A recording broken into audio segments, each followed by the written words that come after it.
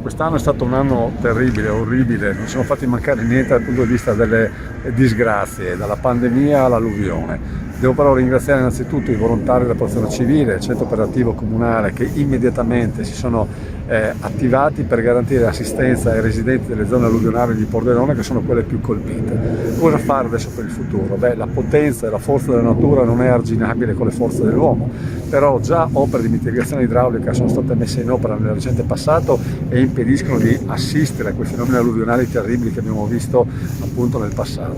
Adesso bisogna sistemare alcuni aspetti sulla zona di Valle Noncello e Villanova, per le quali abbiamo avuto ampie rassicurazioni da parte del Presidente Federica e del Vicepresidente Riccardi. Accanto al finanziamento già ricevuto per il sgrilatorio di Valle Noncello, occorrerà, ripeto, mettere in campo alcune opere per cercare di resistere a fenomeni che purtroppo si ripetono ormai annualmente. La garanzia di Federica però consentirà a noi poi di mettere in campo queste misure immediatamente con le procedure di protezione civile.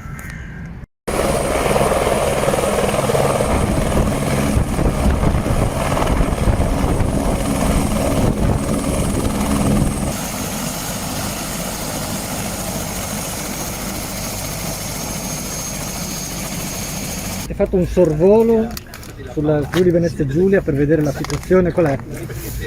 Mi sembra che il sistema abbia tenuto, ovviamente ci sono delle criticità, però io devo ringraziare tutto il sistema regionale partendo dalla protezione civile anche per le opere che ha messo in campo già da Baia.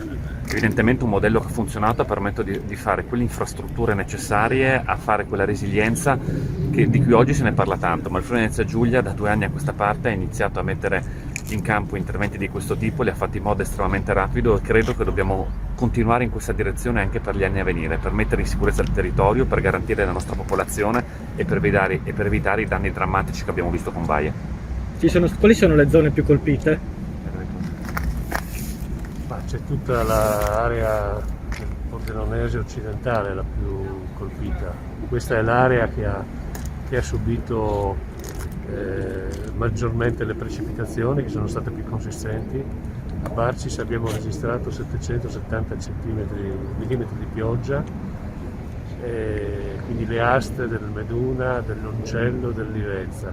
Poi la montagna friulana che soffre la sua fragilità, l'interruzione e il collegamento con alcune frazioni in comune di Fornea Voltri e l'interruzione della 251 nella Valcellina. Questo è il bilancio che ha visto anche dei disagi nell'area costiera in alcuni punti, ma quelli insomma mi sembrano abbastanza contenuti. Adesso il problema è cercare di capire cosa succederà nelle prossime ore. Si prevede di nuovo pioggia, non sarà probabilmente una pioggia, sicuramente non sarà pioggia intensa come è avvenuto nel corso di queste ore, quindi monitoreremo, perché l'acqua sull'acqua è chiaro che ovviamente è una delle cose che va tenuta in stretta osservazione, come stiamo facendo con i corsi d'acqua che stanno defluendo.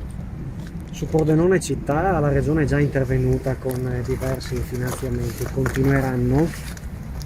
Sono già previsti alcuni interventi ed altri ovviamente la nostra intenzione, come dicevo, è di mettere in sicurezza tutto il territorio regionale.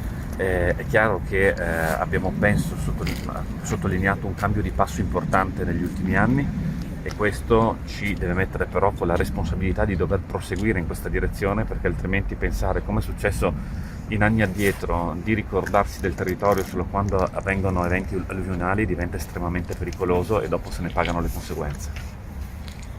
Meduna ieri 22 metri e 22, oggi il Noncello 8 metri e 44, la città di Pordenone è sotto pressione da tutti questo fine settimana, 3 giorni. Devo ringraziare la macchina amministrativa comunale coordinata dall'ingegnere Busadini, l'ingegnere Bottos, il geometra Galasso, Lorella Marcolina e tutti coloro i quali hanno contribuito a far sì che fosse meno impattante possibile.